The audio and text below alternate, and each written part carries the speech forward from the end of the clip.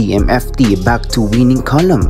Madzilla bantay sarado ang next lead. Rondina nalimitahan ng Akari. Triple-double performance ni Faith Nesperos di umubra sa Titans. Isang maligayang araw sa lahat, isang balita na naman ang ating tatalakayin.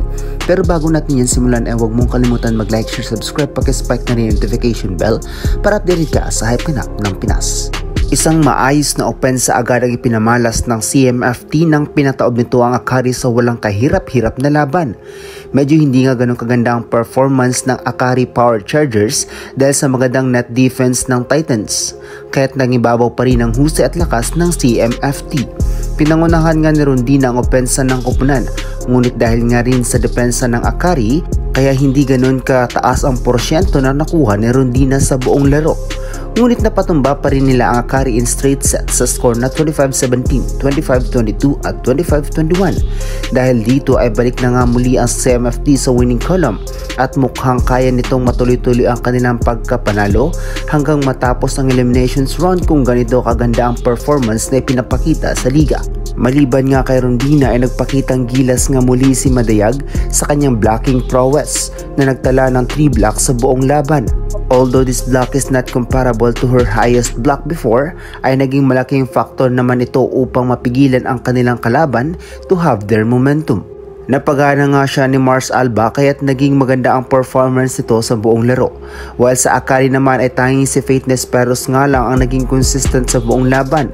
Nalimitahan nga ng CMFT sina Sultones at Denden Santiago nang pinag-single digit lamang ito ng CMFT at si Faith nga lang ang kumakayod para makapagbigay ng puntos sa laban.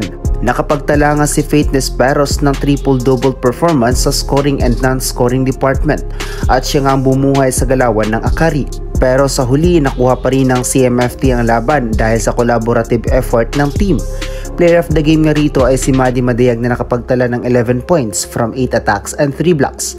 While si Faith Nesperos naman ang nakapagtala lamang ng double digits sa kanilang team with triple-double performance in 12 points, 10 digs, and 12 excellent receptions.